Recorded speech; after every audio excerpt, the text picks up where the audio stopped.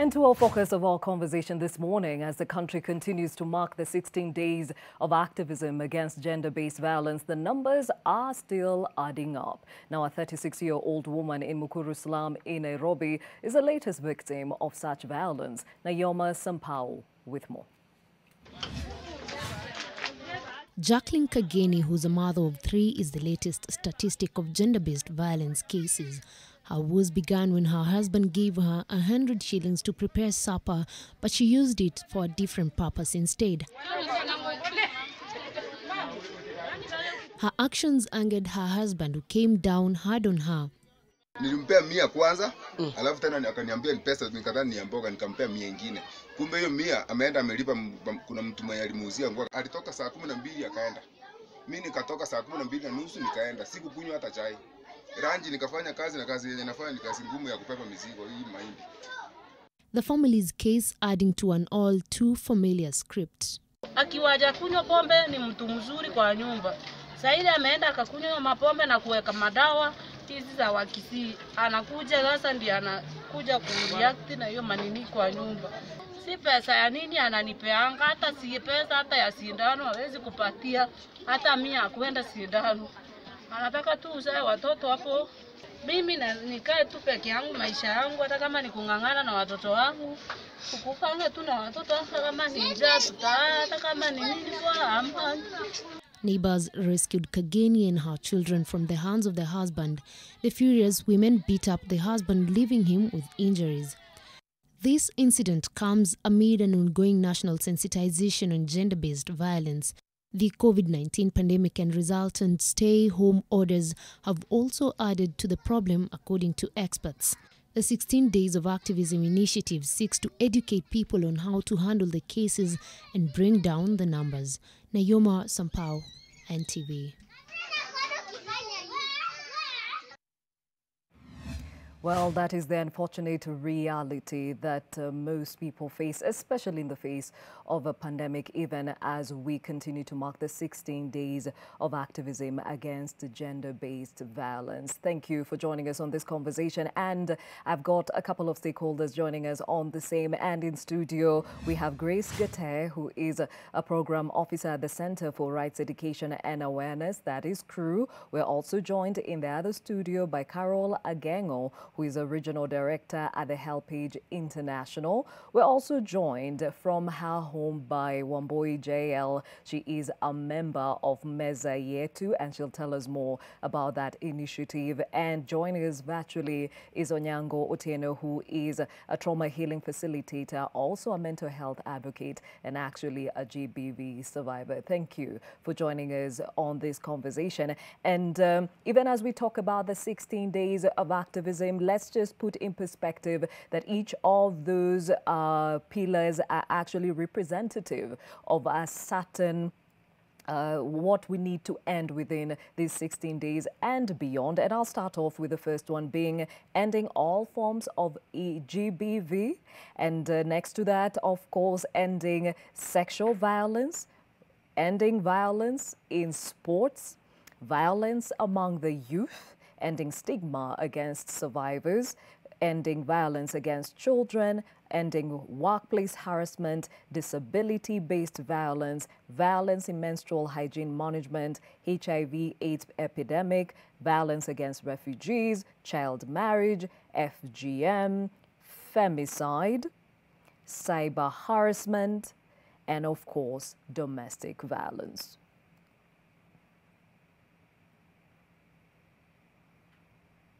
So these are just a representation of the 16 pillars that each and every one of us should be working at ensuring that we say zero tolerance to each of these forms of harassment or violence against any gender. And I'll start off with you, Grace Gate. I mean, if there's a year these 16 days of activism have made sense, it's 2020. Why is it for you?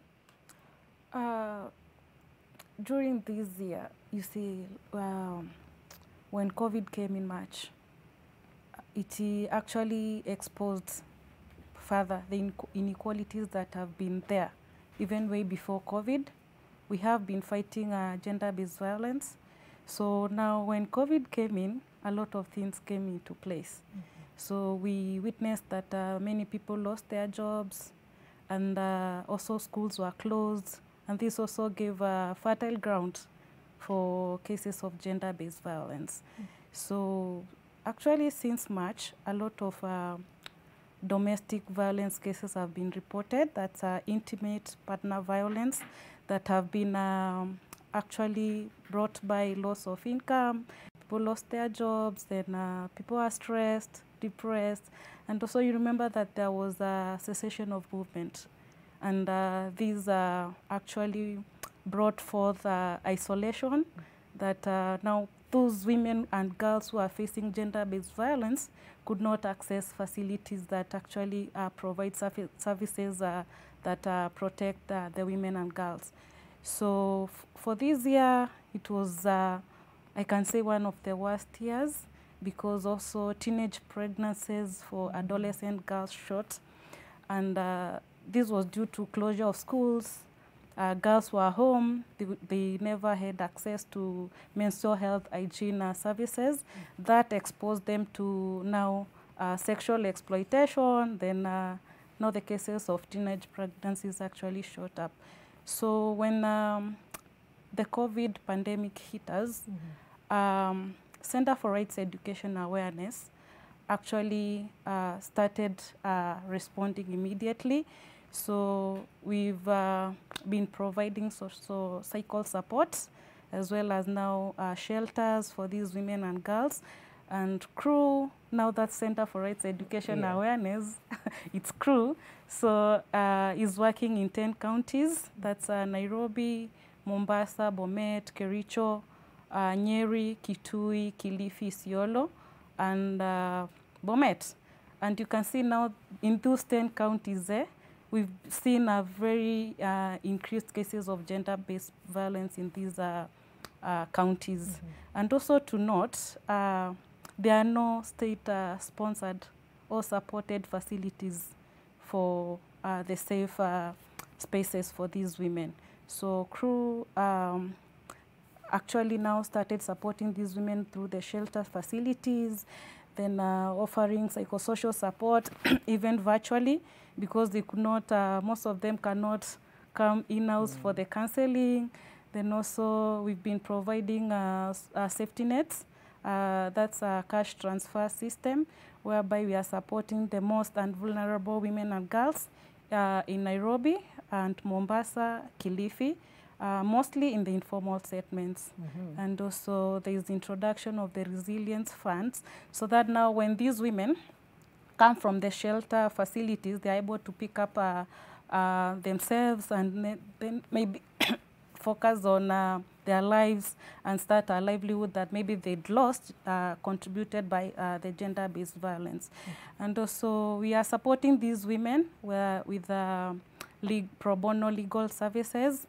That's because this is a service that most of women and girls cannot access due to their affordability reasons. So we are providing these services free of charge. They can call using our free toll number. That's free of charge. Then they are provided with a lawyer to support them in whichever case of violence that they are facing. Okay. Yes. And which is this free toll number? It's 0800 720 186. Okay. Yes. All right. Now, definitely the 16 days of activism, as I've said, are actually spotlighting different forms of violations. And within this pandemic, it's not only the women and girls that have been targeted. They are also the elderly. Carol, from where you sit, how or what's the situation on the ground?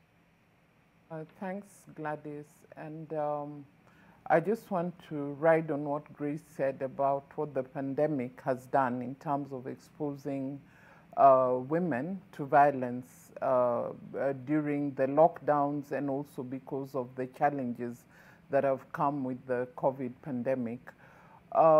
Older women have been disproportionately affected, because when the lockdowns happened, there was cessation of movement and they were not able to access the care that they got from their family members. On the flip side, the caregivers that they were now left with who were unsupervised, quote unquote, because they're not getting the regular visits from the family members, took full advantage. So we saw cases of harassment, of verbal abuse, physical abuse, and even economic abuse, because the families in the different parts of the countries would send money to the older people, especially those up country. And some of them would rely on relatives or caregivers to withdraw the money, who would then not give them the money. And so they suffered. There was a lot of suffering in terms of not being able to access medical care or even food supplies. In terms of medical care, we also have caregivers who ordinarily do not give medicine to the older people that they care for. And so when the families come in and out, they're able to check. But because of the lockdown, this communication was hampered. And when you call somebody back home and you speak to them on the phone, half the time they will not tell you the real situation on the ground. But when you go to the villages and meet with them, then you find that they're actually experiencing different levels of abuse, which was then not exposed during the lockdown. But the other thing that I wanted to point out around the 16 days of activism against gender-based violence is that apart from the COVID pandemic, there's regular abuse of older women, especially, and this often goes under the radar because when we're speaking about gender-based violence, a lot of focus is on the younger women, and we do not of necessity see the way that older women are also targeted by violence and abuse. And this is something that the 16 days of activism against gender-based violence is bringing to the fore, but it's something that needs to be taken into account not only now but throughout the year. So at HelpAge International, what we do is work for the rights, welfare and dignity of well-being and dignity of older persons.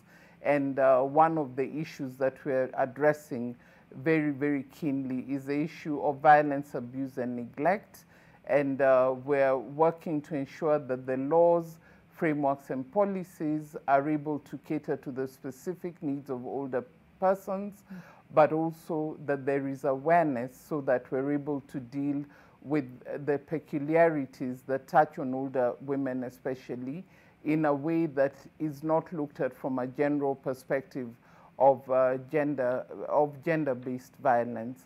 So as an introduction, that's what I would say for now. Okay, and we'll delve further into some of those pertinent points that you have brought up. And remember, the 16 days of activism against gender-based violence are to end all forms of GBV. And when we say gender, it's not only women and girls, it's all genders, including male. And that's why we're bringing in Onyango Otieno. What have you seen in this pandemic that goes to highlight that it is important to cater for both genders?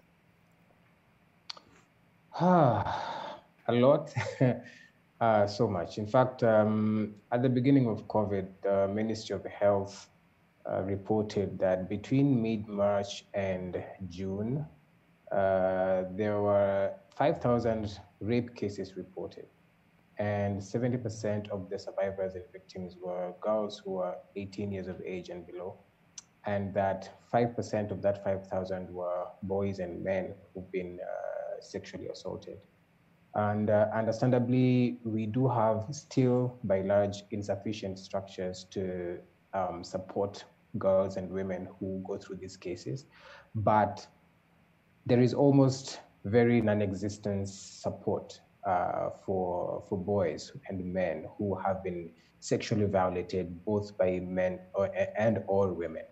And so what we have witnessed, because of the same reasons of COVID, where there's been cessation of movement, loss of jobs, depression, anxiety cases going up, post-traumatic stress as well, because we had a lot of police brutality and economic violence as well.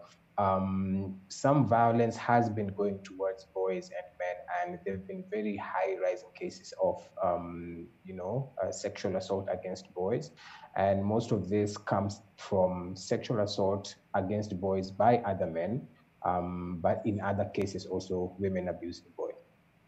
Oh, wow. And in this case, most people would say, okay, fine, for the boy child, they are catered for, or at least they have their parents to walk them through this. But that's not the case. And even as we are asking for the shelters for the women, there needs to be shelters for both men and boys, right?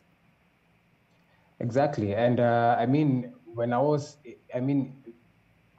in about April, when now the cases were going up, the COVID cases are going up, and the violence now, the stories started coming up. Because I work with boys and men who have been raped or sexually abused, I noticed the problem. While we might have safe houses and shelters where girls and women can run to, and still I must admit they are not enough. They are not enough. We do not have any safe houses for boys. We do not have any safe houses for women. We cannot mix men and women in one space. They are in a very different kind of space, and sometimes could even be potentially dangerous to each other. And so I began an initiative that would see me create safe spaces for these individuals. It is a very underfunded area because understandably, women are definitely the biggest, they experienced more sexual and gender-based violence on this earth. It's a global issue. But now, in our understanding of understanding gender, we have to come to the place where we are opening up this space to say, okay, we are experiencing violence where boys are also being violated, but that conversation is not being held. Now, understandably, again, because women have been the biggest receivers of this kind of violence, you find that we have more donor groups that fund these organizations that support girls and women. But because of underreporting, which has also led to very little research on male violence or male gender-based violence, we do not have enough funding to support structures that will help boys and men who've been sexually abused to even get around safe houses. And I hear you. And Grace, I think this is a very pertinent issue because when we say gender-based violence, we mean all forms of genders. So how can we cater for the boys and men? I think the first thing that we should be talking about is to create and sensitize the community so that now our men and boys are able to open up and also just come out and say that they've been abused, because one of the major impediment towards even the men being supported, even being funded, it's because there's stigma around abuse of men and boys. Somebody is scared that when they report that they've been abused, somebody will laugh at them or they'll face just stigma even in the society due to cultural, religious factors, because men have been brought up to be strong men. No one wants to be told like somebody has been beaten by the wife or is facing such things in their home. So they'll hide. That's why these cases are underreported. And if they are underreported, they'll not get the services that they so much need. There are cases that even from our toll-free number, they've come out to say they are being abused, and we refer them to facilities that support them. But the numbers compared to the women and girls, it's very low, very, very low. The other thing is our society has made us to think that only women and girls face violence. But you've seen even through the media, we've seen men coming out, they've been abused, they've been even killed. Just the same way the women and girls are facing violence. But we must also say that women and girls have been marginalized historically. That's why they are having all their priorities are women and girls. But I'll go back, even when you go to the police stations, you'll not find, it's very rare for a man to go and report such cases, because even from there they'll face stigma. Then they'll be told, go back home, you can sort it with your wife. So those are the same disadvantages that men have. But all in all, there are facilities that are actually supporting our men and boys, and crew being one of the facilities. Yes, so. Okay, Carol, do you see cases of older men being violated? Because you heavily spoke earlier about women. Yes, older men are violated. I did focus on women because I think a lot of the abuse that is directed, gender-based violence is tilted heavily against women generally and older women as well. But men face abuse, and the kinds of abuse that they face, one is economic abuse, where you have men being beaten or even being moved around from their places of residence because they want, there's a fight over the land that they're sitting on or the land that they hold. There's also economic abuse similar to what women, the example that I gave about women, where you have money sent to you, say by M-Pesa, and your caregiver takes it away from you. We've also seen during the COVID pandemic where older men and women seek medical attention and they're turned away because they're not seen as priority. During this pandemic, they were not seen as priority, and priority was being given to younger people generally. And so both men and women are experiencing abuse.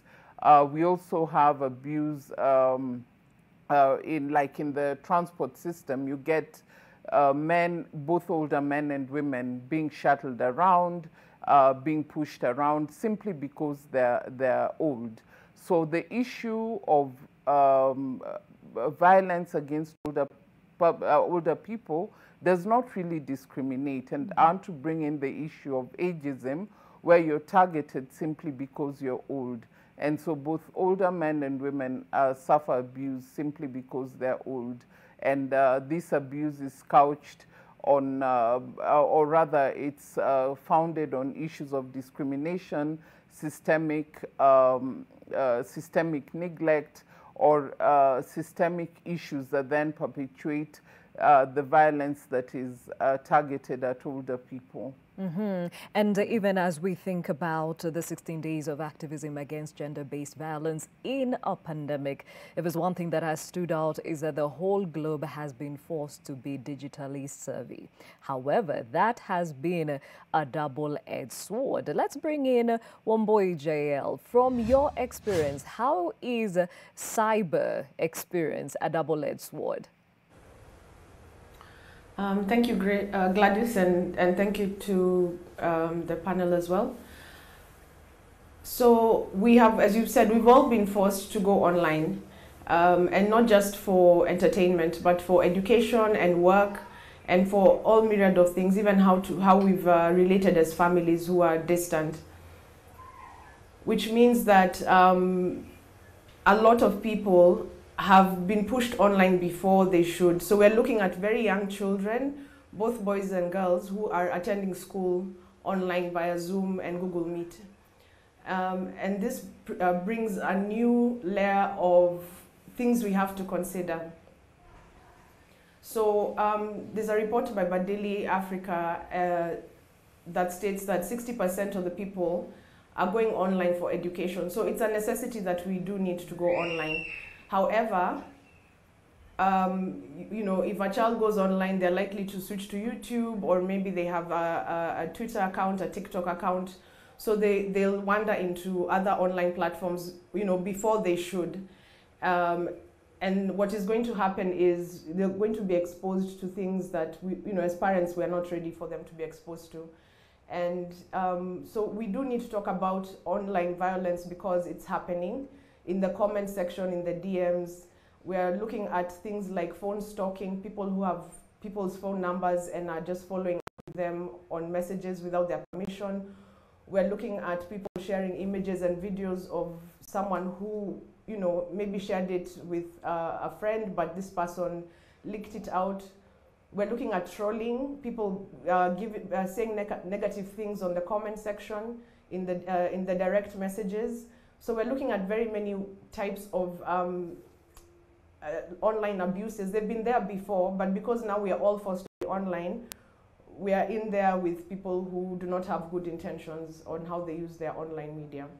Okay, and you were talking about the fact that we have freedom to associate, to group, to go to church and all that. And even being online is also one of the freedoms that we should all experience without, as you're saying, all these people infringing on your rights. From where you sit at the Meza Yetu, how are you addressing the same? Thank you.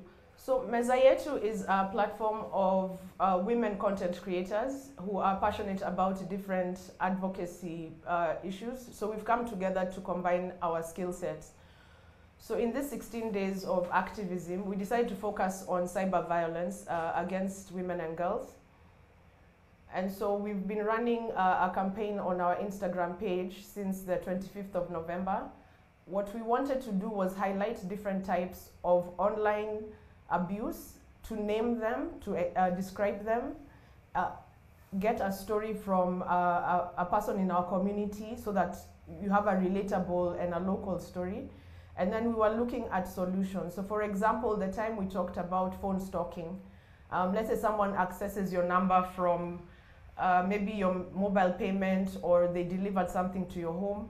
So what can you do about mitigating that from happening? Or if it does happen, what steps do you need to take to protect yourself from it continuing, and also to get legal action or, you know, such. So what we really wanted to highlight the different types of abuse, and for people to start to see themselves in this type of abuse and understand if they've gone through it, or if they know someone who's gone through it. How do you support?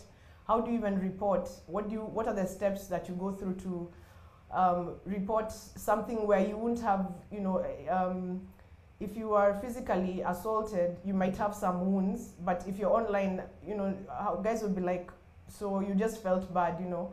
But there's a lot of mental health issues that arise from online abuse, and these are the things we wanted to highlight.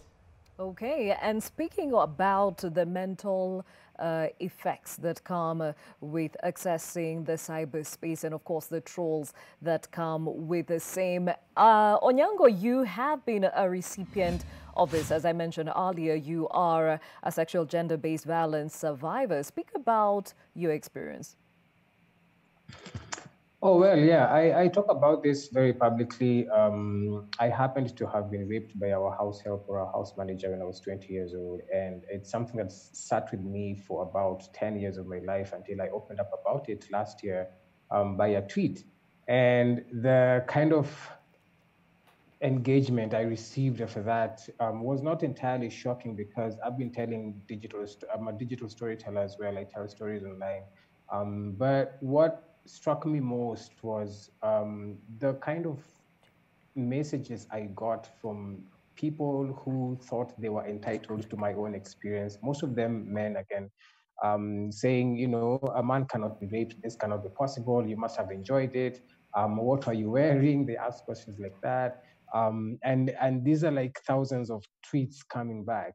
And what touched me more, though, was the fact that so many other men reached out to me by my inbox, by my DMs, saying that, you know what, I also went through this when I was 12 years, when I was 6 years, when I was 10 years, when I was 15 years, but I've never been able to open up about it because I fear what people are going to say. My wife won't believe me, my father, my mother won't believe me, my friends won't believe me. And I've never seen anybody talk about this as a guy. And so those are very high motivators for me to speak up more about this issue, because I felt, as somebody who grew up in an abusive home, I watched my mother being abused over and over. And being that we come from an exceedingly patriarchal society where men are most of the time the perpetrators of violence, 95% and above, definitely, and it is almost understandable that we may not think that boys and men could go through sexual violence. And so to think as a perpetrator or somebody who we idealize as a perpetrator to be a survivor or a victim of gender-based violence is almost unheard of. And so it opens up the conversations about what we understand gender violence as, because for the longest time, anytime you mention gender, people automatically think you're talking about women. And so even in the mitigation measures of gender-based violence, you can definitely see women are on the forefront to rescue other women who've been through these issues, even other men who've been through these issues.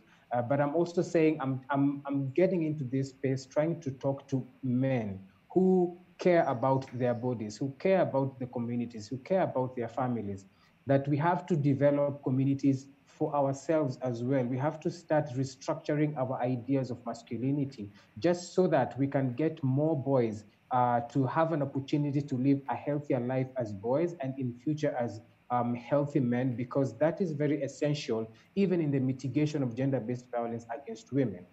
Yeah. Very well said. And actually, it touches on another form of violence that we need to end, that is being also publicly spoken about during the 16 days of activism. And actually, it's the stigma against survivors. Grace, this has been a norm for all survivors. That's why some of them would rather not come out. And it affects, as Onyango is saying, both men and women. How can we counter this? Like I've said earlier, Gladys, we need to first advocate that increase the advocacy work surrounding issues of gender-based violence, as well as sensitize the community more and create awareness on issues surrounding gender-based violence for both men and women. And for us, what Crew has been doing is working with the grassroots women rights organizations that are actually based at the community level, because they come up with the solutions, the community-driven solutions. And they tell us, in our community, this is how we view gender-based violence, these are the perceptions, these are attitudes and the social norms. So the community itself, within just the society there at the village level, that's where the solutions come from. Because you've seen even now men joining the advocacy work, campaigning against female genital mutilation, even defilement, rape, and also early child marriage. So actually right now, we are in a place that we can say now the men are at the forefront of this fight against gender-based violence. Because when you visit Narok, you'll see men sitting at a community center and telling people to stop gender-based violence. When you go to Kilifi, Mombasa, at the center of where actually you can't even imagine where people can talk about gender-based violence due to cultural practices. And the men are at the forefront saying, no, we can't let female genital mutilation go on. And these are even elderly men who traditionally are thought that they are the ones who are perpetrating these harmful cultural practices. So for me, I believe one thing is to work with the communities, because they have the solutions, not the solution coming from us, but from the community itself, because they are able to tell us, our men, this is where they are in terms of addressing gender-based violence. So currently, Crew is partnering with several grassroots organizations that are actually now implementing these projects, and mainly even during the 16 days of activism, they have been at the forefront, bringing up solutions on how we can address stigma surrounding cases of gender-based violence, how we can even change the attitudes, and also how we can now bring in cultural solutions, because, you know, Gladyss, culture is something that it takes a long time to change, and also religion in some instances. So it's a fight that actually needs a lot of alliance building from now bottom-up approach. That's what we are doing at Center for Rights Education. Okay, and you bring up a very pertinent issue. When you talk about tradition and, of course, religion, it is quite an impediment when it comes to the reporting of gender-based violence. And I can only imagine it's even harder for the older generation. Carol, how are you handling this?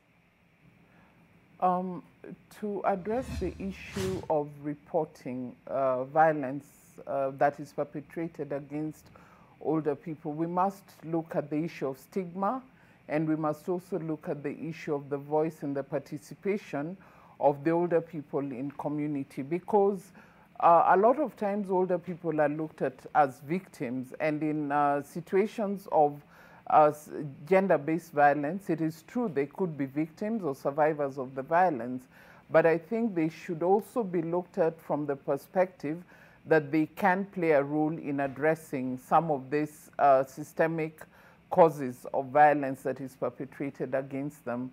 And then that goes then to how the participation and the voice of older persons is looked at in those communities. And picking on something that Grace has just said about working with communities to come up with solutions to these problems, then older persons must be included in the processes or in the initiatives to address these problems. The voice of older persons must be recognized as being important, and the agency of older persons must also be given its due place in looking for solutions. And even as we look at alliance building, then we must look at the place of older persons and older persons associations. So the issues, for example, of culture, older persons are seen as the custodians of culture, and it is important that they're included as discussions surrounding some of the violence that arises from cultural practices is addressed. Older persons are also very keen in terms of participating in religious activities, and therefore when the church is involved in finding solutions to some of these societal problems, then we must involve the older persons of necessity. So those are some of the ways that we can address stigma, but stigma is a big challenge for older persons. One, because they're looked at from a peripheral perspective. Share my discomfort, because I was raised to think that as a man, my identity solely relies on how much pain I can endure, and that if I make society witness that I am opening up about that pain, then I'm going to lose my identity in society, and that's the greatest fear many men have.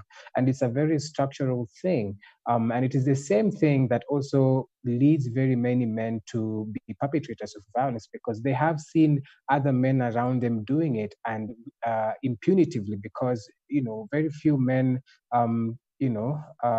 get vindicated for the violence they perpetrate. And I'm saying that I'm living in a time in the 21st century when I can't sit down anymore and say, we are okay, men are okay, and we are just going to get out of this. It needs a lot of work. It needs a lot of advocacy work. We need a lot of sensitization around the redefinition of what masculinity is, and definitely some unhealthy cultural and religious practices make it very difficult for this conversation to happen, because culture and religion and identity are almost intertwined. So to make people separate that is very difficult. It's very difficult to make someone understand, you're an African, that's your identity. Your culture can change, and that could change how you see other people, how you see men, how you see women, because even when you come to things like division of labor, these things become very real, where men are supposedly should be the people who are out there working and stuff like that. So if they find it difficult to understand, how can a woman earn more than me? These are some of the things that are bringing violence in our homes. So redefinition of masculinity and the work in grassroots level, where we are saying, the funny thing about even, when we are discussing things to do with FGM, on one side, we are saying, fine, there are many men who are coming out. It's revolutionary indeed. Like many men are coming out to say, oh, we are not supposed to do FGM and stuff like that.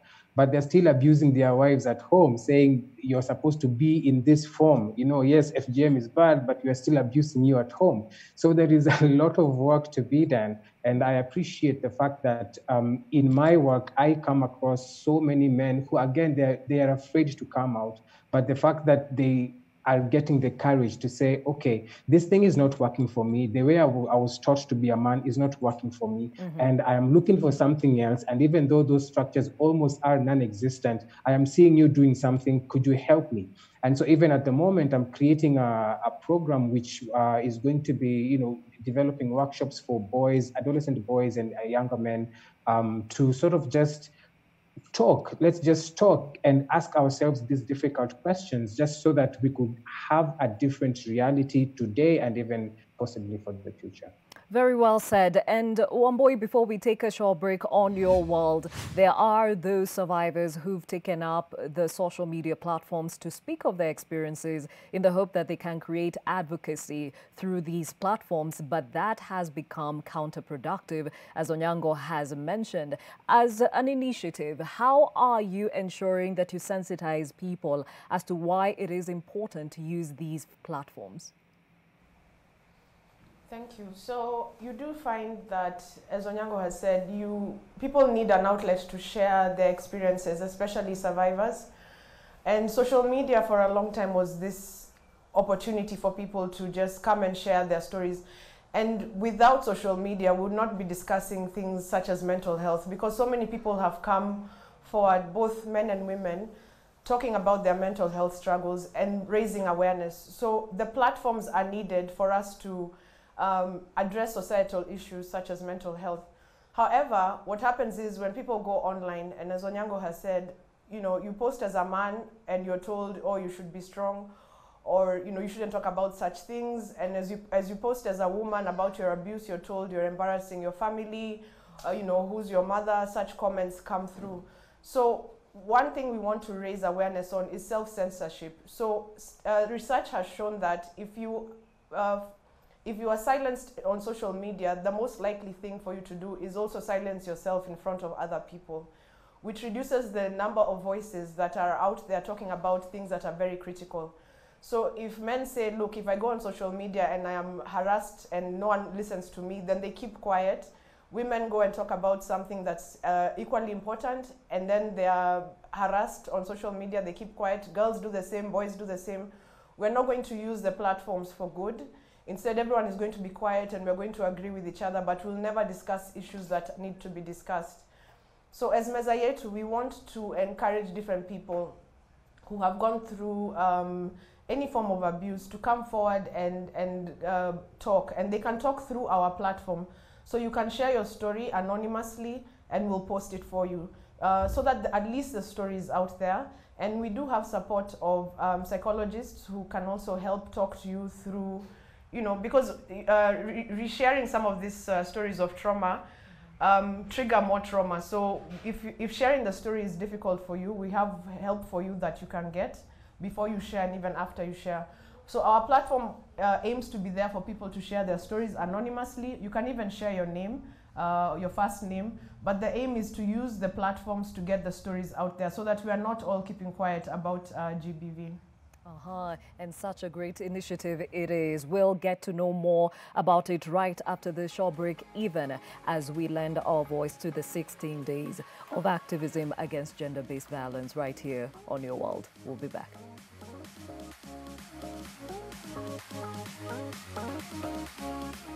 Thank you for staying with Your World. My name is Gladys Gachanja, even as we lend our voice to the ongoing 16 days of activism against gender-based violence. And joining me on this conversation, still with me in studio, Grace Gate. She is a program officer at the Center for Rights, Education and Awareness Crew. Carol Agengo, who is in the other studio, she's a regional director at HelpAge International. Joining us from her home is Wambui JL, who is a member of Meza Yetu, where they advocate fight against cyber harassment and violence. And of course, joining us virtually is Onyango Tino, who is a trauma healing facilitator and a mental health advocate, and if I may add, also a GBV survivor. Thank you for joining us on this conversation. And before we get back to it, police officers from Kamara Kuresoi South have arrested, if you can have that story on our auto cue, have arrested 5 women who are allegedly practicing female genital mutilation. The police, who were alerted to their illegal activities by a group of health workers, say there's been an increase in the number of such cases. This comes just shortly after another 6 women were arraigned in court over similar offences. The 5 are being held at the Mau Summit police station and are expected to appear in court.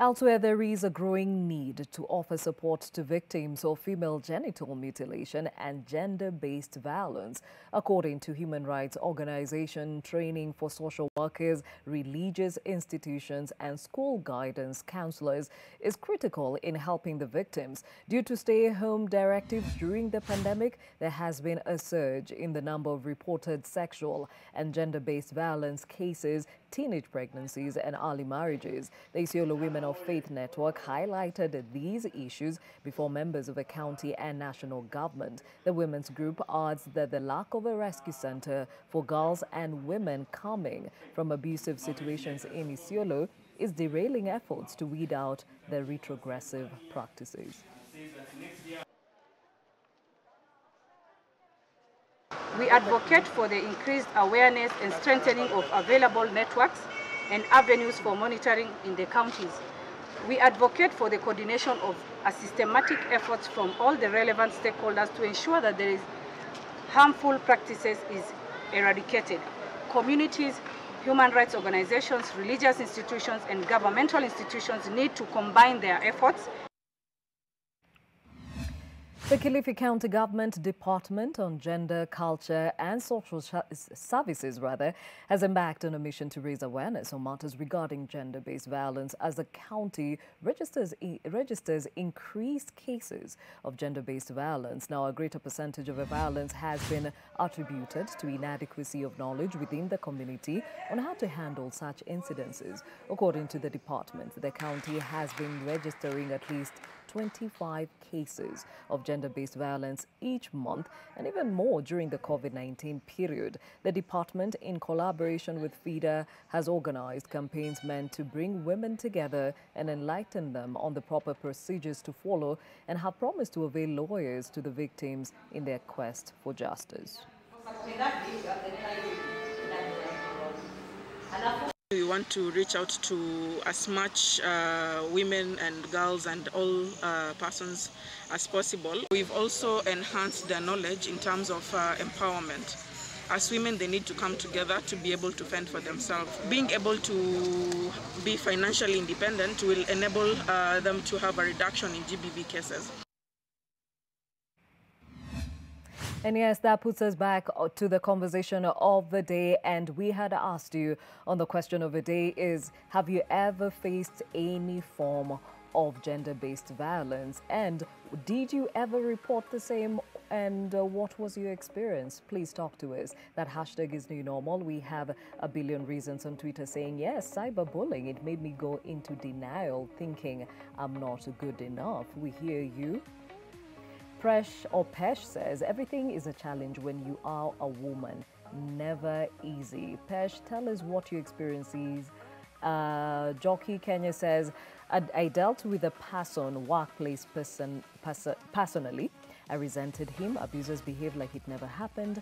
An amnesia of sorts. He was saved. When I reported it, I wasn't believed. I was junior. One day I told him off to his face in the office. He apologized and the heaviness left me. We hear you, and I'm glad you took that step to speak up for for yourself. Wycliffe Shaban says, in fact, men go through worse gender abuse than women, including in marriage, but only that men don't shout outside. Ask yourself how many male are sodomized, how many male are raped, how many sexually harassed by women. Men learn to talk and also visit counseling, or else you will suffer more. Wycliffe, thank you for bringing that up, and it's something that Onyango was actually emphasizing on to ensure they safeguard their mental wellness. And Grace, something that has come out from that feedback is that there is need to access justice, and as much as we are told to report, at times the survivors do not know where to start. Talk about that.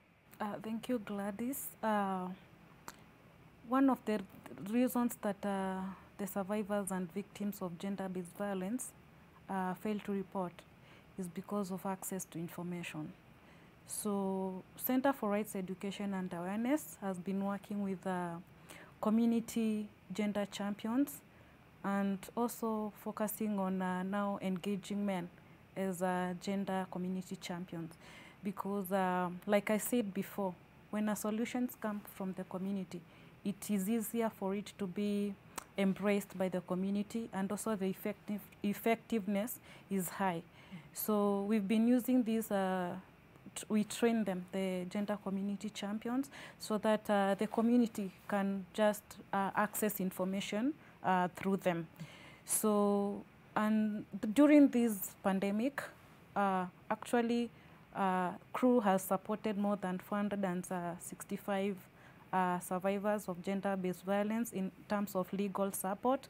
That's now access to information, mediation, also representation at court, both virtually and also physically, because you noted that most courts now are closed, like today the courts are closed, tomorrow are open, and that delays justice. So in that, we offer the legal aid support to victims of gender-based violence. And also we closely partner with other departments, that's now the DCI and also the Gender Commission, so that now the information and the data that we receive is actually passed to all partners, so that we can come up with solutions that actually support the victims of gender-based violence. So in CREW, we have a whole department that offers legal aid, that's access to justice. So once actually you just need to call the toll-free number that I shared earlier. I'll also share it by the end of the program, so that now once you call, you are given a lawyer, and the services are absolutely free of charge. You are not charged a dime to access the services. So the only thing that now also goes back, it's now how these victims are going now to access the information, because now we are using technology, and you realize also we have the community from the disability. So some of them have challenges, but we are working around that to ensure that they also access these services even when they are attending courts virtually. Yes. Okay, and I think it's important that you actually share that number again in case somebody missed it the first time. Okay, 0800 726 180.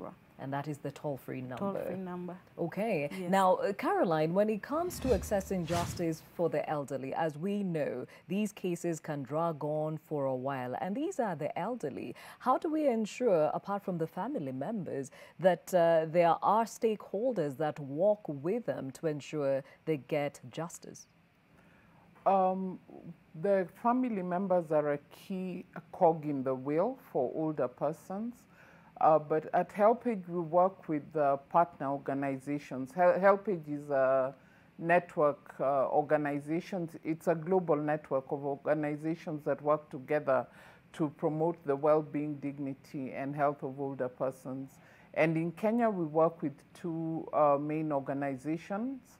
One is called Karika, which is basically working with older persons to create awareness, give them information, also help in terms of the psychosocial support, and link them up to other organizations that are able to deal with the specific issues that they face.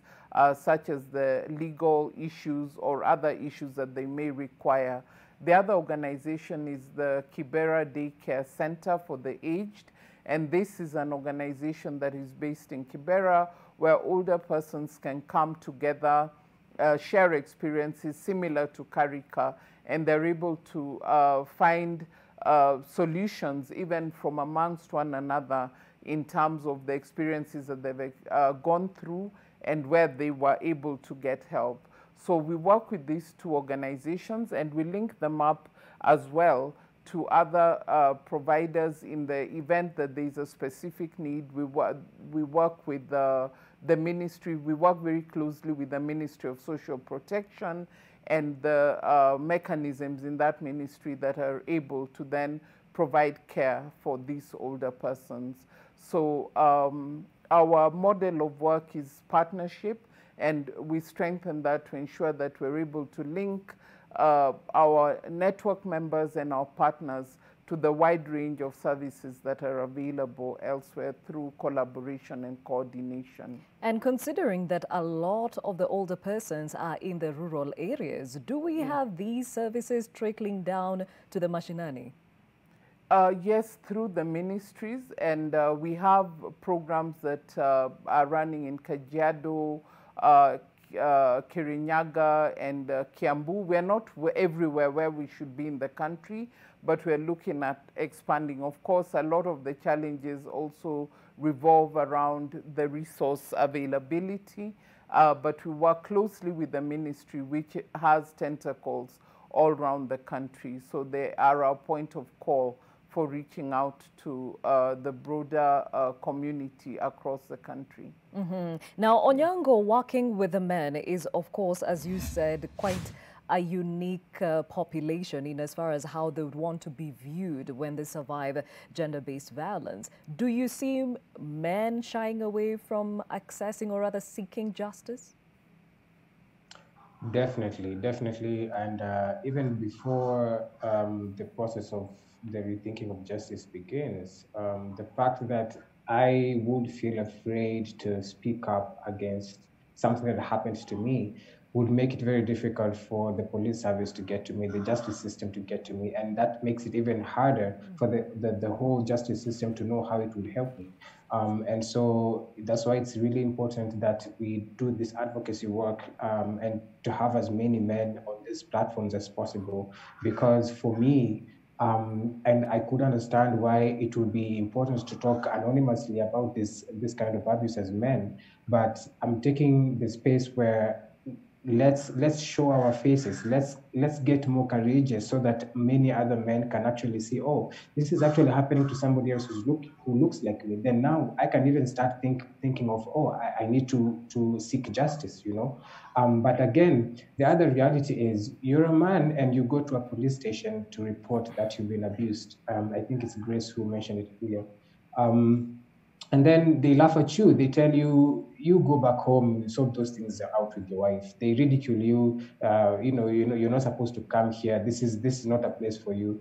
And so the fact that those spaces of the safe spaces do not exist even in our justice systems for men who've been sexually assaulted or abused in any other way is very difficult to streamline justice processes. And for me, advocacy today is probably one of the most paramount things we'll have to do to help mitigate these stories. Okay, and he brings up a very pertinent issue once again, Grace. When we go to the police stations, we have that desk that is called the gender-based desk, yet it only caters for women and girls. Why? I think that's a major challenge that we have, Gladys, because even the women and girls, when they go to report, most of them are turned away. That's why you saw recently the Department of police reintroduced the polycare that actually has been rolled out in Nairobi and Makueni. The only thing that I'll comment here is the police officers that are there, they need to be trained on how to handle these cases. When a man who goes to report, he should be able to get the much needed help and be listened to, similar to the women and girls, because I'll give you an instance where a girl with a disability will go to the police station, and especially the intellectual disabilities, no one will listen to them because the policemen there, or women, they'll say huyu ni mwenda wazimu, hajui chenye anasema. And even getting the right now to record the statements so that the justice process can actually be successful, it is also curtailed at that point. That's why most of cases of gender-based violence actually don't see the light of the day, because we have so many reported cases, and you only hear only one case that has successfully been actually went through the judicial process, and the perpetrator has been now the victim has gotten justice. So that's one actually a major challenge that we have at that point, because I believe when a case is handled properly at that level, the victim should be able to get justice. Yes, so there is a gap in ways the victims and survivors of gender-based violence actually get services at that level. Yes. Now, when it comes to the cyberspace, I mean, countries the world over are still trying to figure out how to govern these spaces. Wambui, you've spoken about even educating and creating awareness on how you can seek justice if you are violated in the cyberspaces. Tell us more. So the Communications Authority of Kenya has a mandate to create a cyberspace framework, management framework, and they have a platform called KE-CIRT. It's a very long acronym, but it's a space where they are dealing with cyberspace issues. So before we get there, what we are advising is, if you experience any sort of bullying or harassment online, always take screenshots. You need to have evidence even as you go to any place to report. So take screenshots. You can report this person to the platforms such as on Twitter and Instagram and Facebook. You can actually report someone. You can block them. But in the event that they're persistent, maybe they'll use another account, or maybe they have your phone number, or they know where you live, then you need to escalate this. So this authority allows you to email them at incidences@ke-cirt.go.ke. And now you can send your cyberspace violations there. Or you can also call 116 or 112 and report this as well. And the same thing as Grace has said, you can go to the police station and report. So basically, many people don't know that you have rights to be online, as you had said earlier, Gladys. Being online, you have a right to be there. So if you're being violated in any way, you need to report it just the same as you'd report a mugging or a house robbery or something that might happen to you physically. Okay, and it's interesting that you say that, because somebody is saying here, if there is a time body shaming has been used against women and girls, it is today. What are the parameters around this, and also your experience on the same, Wambui? Body shaming is quite something that has gotten out of hand. It doesn't matter if you're tall, short, skinny, healthy. It doesn't really matter. Someone will always find something negative to say about your body, especially if you're a woman. And what this is causing, unfortunately, even for very young girls, is body dysmorphia, where you are, it's a mental health condition where you have negative feelings about yourself, you have low self-esteem. It's really going into the mental space, and it's really unfortunate. In regards to body shaming, it's really, I wish we had a psychologist to help us talk about it more, but it has become prevalent and it's very unfortunate. Again, block anyone who comments on your timeline, block them on the DM, and just protect yourself from these people who are out here to just make everyone feel horrible about themselves. And Onyango, somebody would say you've developed tough skin along the way, but what are some of the tips you can share with other men and women accessing the cyberspace? Yeah. Honestly, what has helped me is my friendships. I have a very strong support system around me. The people who I hang out around, like my boys, they're really supportive of my work. They always offer space for me when I need to talk. And again, just as a person who works, who's very vocal, I've gained so many friends over time who are always willing to offer me space when I need to talk. And so it's a structural challenge where, I mean, you can block as many people. It gets tiring at some point. And sadly, it's a thing that we may have to be dealing with at the moment. But I would say maybe 10 years from now, things will be different, because every day, wonderful people of this panel will also create other wonderful people who will continue being vocal about these issues. And maybe this is the work of our lives. So every day, I mean, if we make one person realize, they have been abusive to other people. I mean, even just as soon as yesterday, I talked about male body shaming. And somebody who was as far as Germany shared a Facebook post, and they commented that they know they have been perpetrators of male body shaming, and they are sorry to all the people they've body shamed, especially men, and they want to do different. I mean, and so those little wins for me are very huge motivators that this work is not just, some pin drop in the ocean.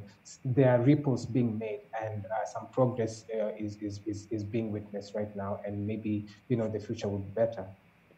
Okay, and even as we bring this conversation to an end, I'll start off with you, Grace. I mean, we are in the midst of a pandemic. These 16 days of activism are clearly very unique to this time, but there are still loopholes that have been exacerbated by the pandemic. What are the lessons we can draw from the same? Thank you, Gladys. For me, I believe more focus should be given to actually prevention, responding and reporting, because when even right now when you are talking about access to justice, if somebody doesn't know how to prevent, if somebody doesn't know how to respond and even report, then that means we have a bigger challenge. So a lot of investment needs to go to this focus area, not only to organizations like CREW, but also to the government. Because actually organizations like the organizations that are actually offering these services should be complementing what the government is already doing, not the other way around. So, and also coming up with policies that will safeguard both genders, that's women and girls. You've had, like right now, in the counties that we are offering the shelter services, there are no state-sponsored shelters. And that to me is a shame, because we keep talking about women being abused, going to the hospitals, and even they are not getting the right services. Because with abuse comes a lot of things in play. There's the issue of mental health issues, there's trauma, not only to the victim, but also to other people surrounding the victim. Now that includes the children, because a child will not fathom seeing the mother has actually been abused the whole night, and that child needs to go to the school the following day. What will be the status of the child? So it should be an holistic approach that safeguards the family setup. That's why what Onyango is doing is very commendable, because bringing in the main engagement, even having main engagement forums, it's a very important role that's going to play in this whole issue of fighting gender-based violence, because we have to include the perpetrators. They need to know what they are doing is not the right thing. And also if it's something that are forcing them to actually perpetrate these injustices to our women and girls, they need to learn and understand what other alternatives are there that actually can prevent the cause of gender-based violence. That's why CREW is also focusing on the economic empowerment for the survivors and victims of gender-based violence. Not only, like right now, the safety nets, a survivor is getting around $80 per month. That's now just to cushion them around this period. And then those who are in shelters, when they come out, they are able now to access some kind of a grant to help them actually start a livelihood, because some of them cite issues like they don't have an income, they don't have anything to do, they have to depend on the perpetrator. Because like the story that you heard earlier of the woman from Mukuru, she was beaten because she used the 100 shillings that she normally doesn't get even on daily basis. And the 100 shilling is not enough even for the basic needs of a woman and the children. They need to dress, they need to eat, they need to sleep. But she was beaten. So these are the things that we want to address, because if the woman has an income, she won't stay in a toxic relationship or abusive marriage. She has a way out. So, and also now we are also looking at how we can increase women participation in leadership and decision-making processes. Not just women being at the table, but having a voice, and actually the voice having an impact. Because Gladyss, there's a difference between somebody inviting you to the table and everything is just rubber-stamped. Like, we need to see these women coming together. Like I've told you, you are working with the grassroots women organizations. They are coming together. We are building alliances and networks that actually play a very critical role when we are doing advocacy work, sensitizing the community, and also access to information and knowledge. They are playing a very critical role.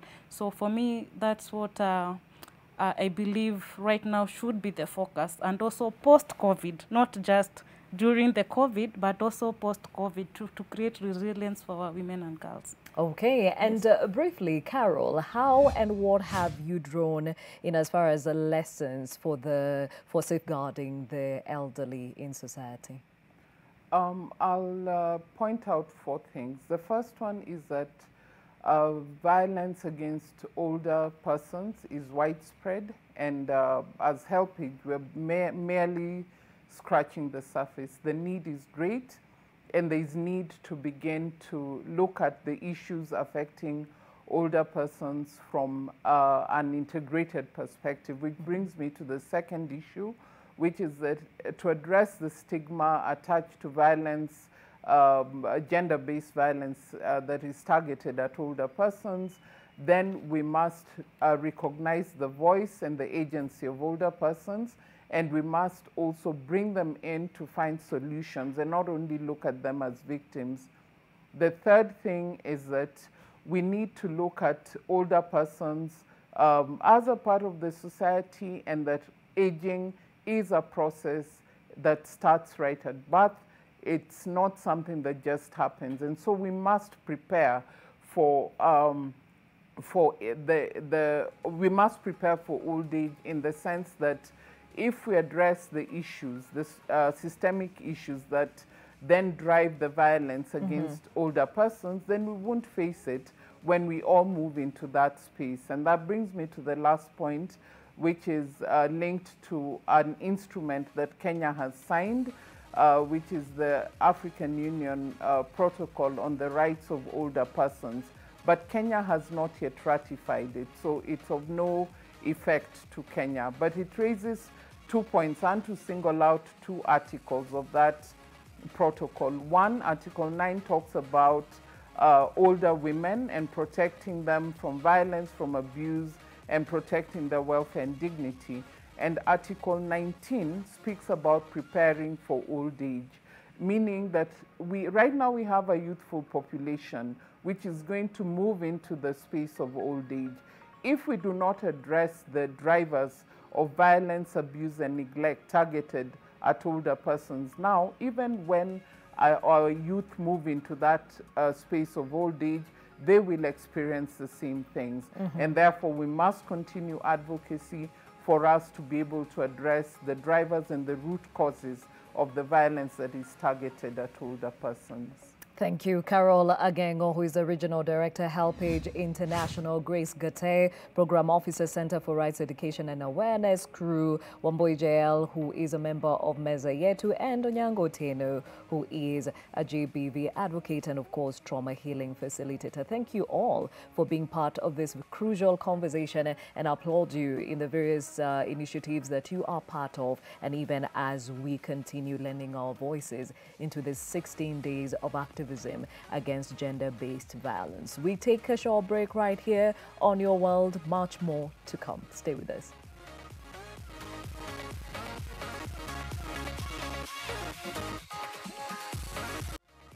Thank you for staying with Your World. My name is Gladys Gachanja, and on this part of Your World, we actually walk into the world of Safaricom. As you know, they are celebrating 20 years of doing business in this country. And to help us understand what the celebrations have been all about that have really drawn a lot of debate amongst Kenyans, especially when it came to that tukiuke word. In studio with me is Charles Wanjohi, who is the Director Consumer Business Safaricom. Thank you so much for joining us. And before we get to the controversy of the word, it's been 20 years. From your experience being part of this organization, how has that been like? I think Safaricom is one of the, it's actually a teenager who is getting into adulthood. You know, 20 years is not a long time when you think about it. Yes. It's been a interesting journey for us.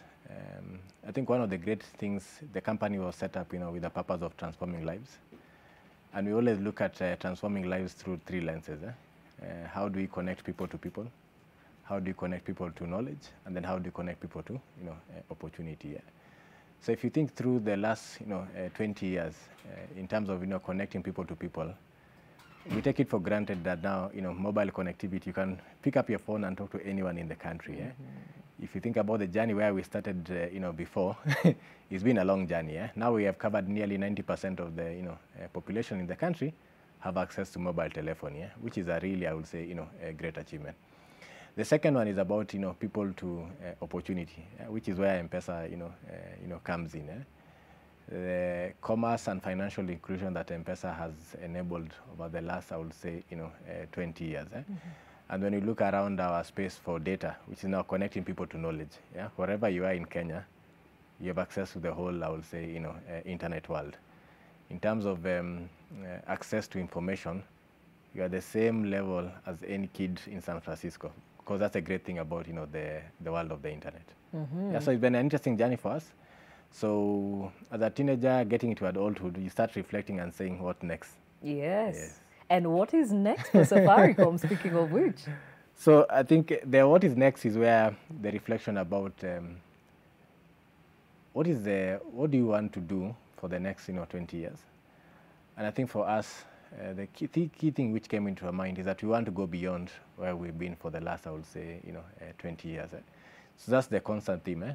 And the translation of that, go beyond is what in Kiswahili, comes up as, twende tukiuke. It's actually about overcoming, barriers, making that which seems impossible actually become, possible, which I think as a country we believe, because we exist in a country where the people are very entrepreneurial, in size of everything that is happening. There's a lot of hope in terms of, we can still, do it. And that's the ethos that we believe as Safaricom. We need to be championing. And when you talk about the next 20 years and twende tukiuke, I mean, you are celebrating 20 years right in the smack middle of a pandemic. What does that mean for you? So, our core purpose as a company first is to enable people to still keep connected. So in the middle of the pandemic, you can imagine the anxieties. First of all, even when we closed down, the intercounty borders, that people could not, travel to see, their friends, family. So the role of enabling that connectivity is still, available. People transition from working in the offices, to working from home. Kids transition from working for learning in school to, learning at home. The role of actually enabling that is actually what we are very proud of as, as Safaricom. In addition to all the other things we did around, enabling people to, use their bonga points to, do good for themselves and their family in terms of, shopping, enabling education, for the, children. So what we're asking ourselves is that the pandemic has accelerated, this whole space of the, digital adoption. So what is our role actually of us further accelerating that? And there are a couple of things I think around that space that we have taken some steps. The first one is that I told you that nearly everyone in Kenya, you can pick up your phone and call. Yes. So we want to take that one step further and actually make that anywhere in Kenya, you can access a 4G signal. Which I think is we're going to have one of the best mobile network, speed coverage anywhere in there, in Africa. Secondly is around home fiber, which has been a huge, area of interest. Majority of the people we see, even after, this COVID ends, they're working from home, learning from home, entertaining from home, is an area of, is a habit that is not going to change. Yeah. So our challenge is actually, people are saying, I want home fiber in my area. We've only connected 300,000 or so homes. Yeah, we've taken an ambition that we want to connect, 1 million or so homes in the next 3 years. Yeah, so we want to accelerate, the digital divide, and that's going to be the role that we play. Expand the network so that everywhere there's a 4G signal, expand home fiber coverage, and also make sure that people have access to affordable, 4G smartphones, which is a, great proposition we brought of Lipa Mdogo Mdogo. You can pay for a smartphone for, 20 shillings a day. Okay. Yeah. And you talk about 20 to QK. For the customer, the Safaricom customer, 20 years later being loyal to you, what are some of these goodies you are offering in this season? Yes. So Gladys, today is it's December 8th. It is December 8th, yeah. December 8th, our birthday was actually October 23rd. There were some interesting things that we did for consumers. The first one is actually we offered all consumers, one free call, one day during the birthday. So we used to send you an SMS the day before to say, Gladys, thank you so much for being, part of Safaricom. Tomorrow, your first call of the day is on us up to, I would say, 20 minutes. And we offer that to all our, over 30 million, consumers between October 23rd and November, 23rd. We also offered customers who have been on the network for more than, 20 years. 20 GBs of data, valid, for 20 days. We decided to do something interesting for the children or the youths who are celebrating their 20 years. You can't call them children. It is pre-adults, pre-adults who are turning 20. The same time that Safaricom was turning 20, and you also offered them, 20 GBs of, data.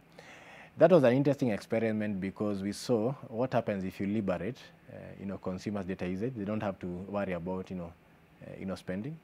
We saw that actually during the time the people are getting free data, their consumption was 8 times higher than normal. Yeah, it just signaled that the need, for internet connectivity, the digital world is unlimited. What is limiting people probably is the pocket, maybe is the phone. Yeah, and that's what you are trying to say. How do we accelerate that going forward?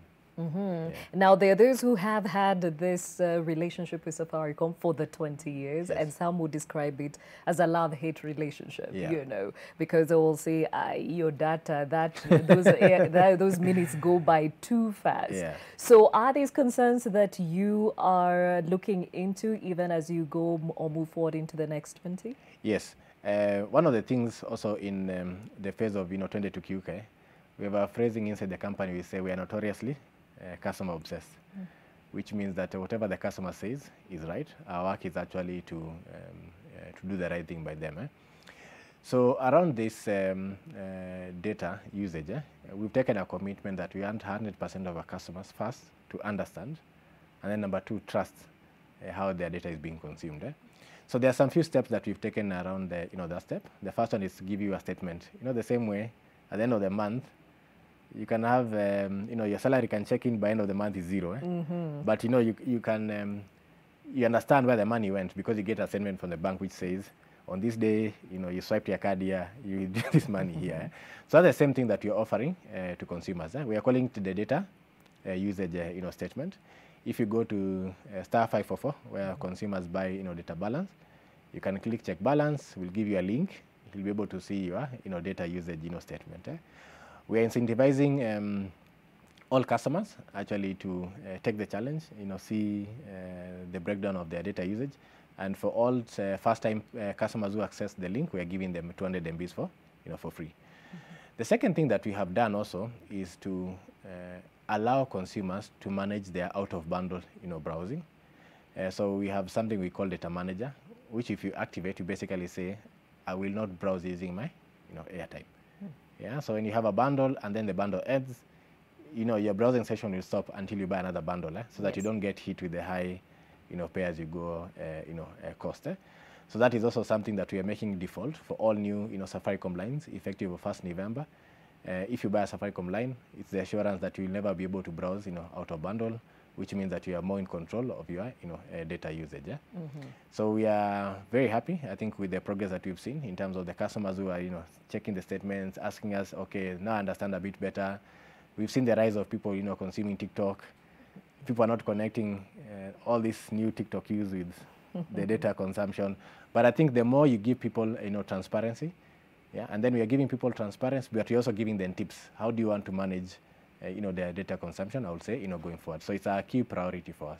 Okay, yeah. And definitely sustenance is another way of keeping that consumer loyal to you. So your consumers enjoyed a few gifts here and there during the birthday month. Yes. The question is, how do you sustain the excitement going forward? As I said, our core, purpose is transform lives.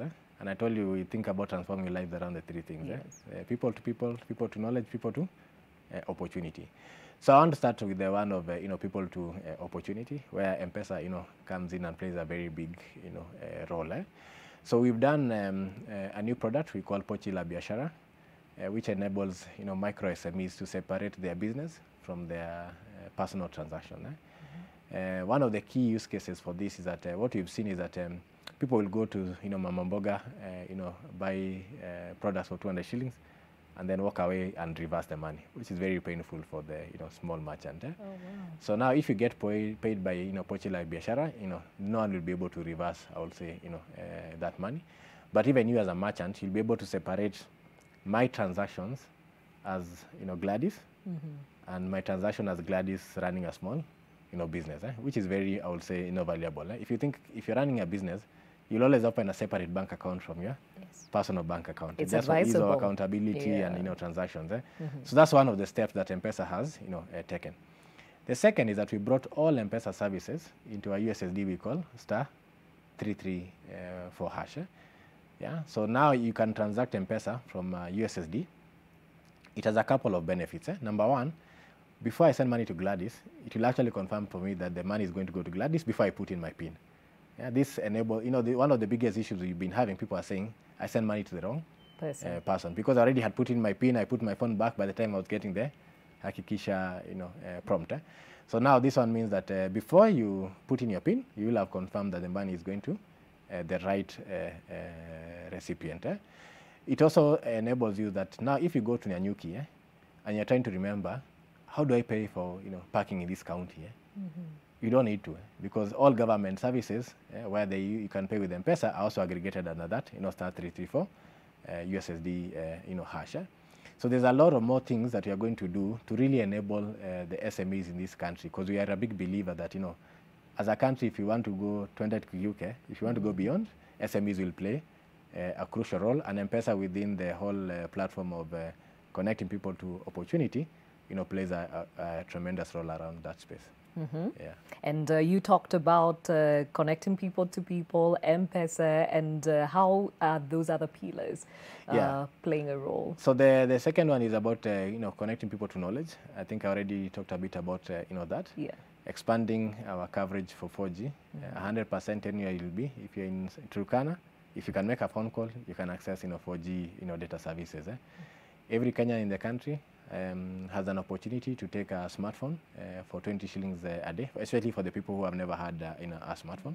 There are many Kenyans who actually tell us that I have never touched 5,000 shillings in my life at a go, but I still want to enjoy the benefits that come with being connected to the digital world. But I can afford to pay 20 shillings at a day. Yeah, this is a product that we launched around October, and we've seen 50,000 consumers actually enjoying access to the digital divide, courtesy of this. And I think I also talked about home fiber. Yes. That is an area of interest, for all of us, largely around expanding, coverage. How many more homes in Nairobi are going to get connected? How many more homes in Eldoret, Nakuru, Kakamega are going to get connected to, home fiber? And when it comes to the data at home, especially with the schooling, yes, as a parent, I can say those bundles have been used quite a lot because the child is full-time at home. Yeah. Are we looking into packages that can probably be pocket-friendly for the consumer? One of the things we say, we are at the service of the customer, and we are notoriously customer-obsessed. So we're always reviewing to say, is our proposition the right proposition, I would say, for consumers? One of the things that we are acknowledging is that education is becoming a very key pillar for the future of the country. Again, you can't go beyond as our community if you are lagging behind on education. So we are taking some few bets around education to make sure that one, how do we enable access to devices? Majority of the children, even getting an access to a device that they can use to connect to material for school is a huge, let me say, issue, but also an opportunity for us. The second is actually access to the material. And access to the material, we've done two interesting things during this COVID. We enabled the Shupavu to be free for like 5 months. We also partnered with a couple of people, KICD, Longhorn, to enable free access to online education. And it proved that actually there is a need and a sustainable need that is required around that space. And then lastly is about teacher access. Now in organizations, you connect with your people via, let me say, these online things, Zoom, Microsoft Teams. If I'm a teacher and I don't have physical access to my children, but I still want to continue teaching, how do we enable that connectivity between the teacher and the children? So we see our role in education around those three things. Connectivity between access to devices for knowledge, the access to the learning material, and then teacher to student connectivity. Okay, and there's somebody who just actually asked, please ask him, what is this with SMSs coming from Safaricom every 10 minutes? I feel like I'm in a real relationship with Safaricom. Is this a strategy to stay top of mind? Interesting. So I think on the SMSs, it's also, I think, a point of, I would say, concern for us. What we've seen is that when people pay with, let me say, Lipa na M-Pesa, one of the things that happens is that then the merchant also starts, following up, because everyone is trying to look to expand their business.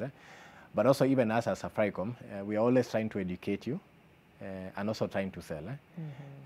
So, educate you now that if you are using data, now you have less than 2 MBs. Do you want to see, the breakdown of your, data usage? If this is the next sort of, package that is, the right, package for you. But I think we've received feedback also to say sometimes just chill a bit. So we are saying, they say, what is the right balance to make sure that people are still informed, but also people feel that we are not intruding into their privacy. Okay, and when it comes to the small businesses, I mean, if M-Pesa has been very categorical in prompting their lives and propping their lives, but those that have been part of a business have seen or have been seen to grow into other areas. Is this something that you're also still investing to ensure that that distributor, that supplier is part and parcel of a story? Yes. So if you think about the pillars of, as a country, turn it to UK. In this country, entrepreneurs, small entrepreneurs, actually run, the world. We're a company of, we're a country of, traders, small businesses. There's a lot of optimism around entrepreneurship. M-Pesa has only been successful on the back of, this consumer group. So it's a consumer group that we pay a lot of attention to because we know that there's a lot more we can do around enabling SMEs in the digital world. One, around the right connectivity, services. Simplifying their businesses. How do you bill? How do you collect? And then also financing. Because financing is actually one of the biggest, I would say, issue. Where because of the M-Pesa transactions, we have a lot of information about the SME. But at the same time, the SMEs don't have collateral which can go to the bank. They also don't like the paperwork and the waiting for to be financed. So one of the big bets that we want to take is to the future is to say, how do we enable actually SMEs enable access finance at scale beyond what we've been doing so far with M-Shwari and KCB M-Pesa.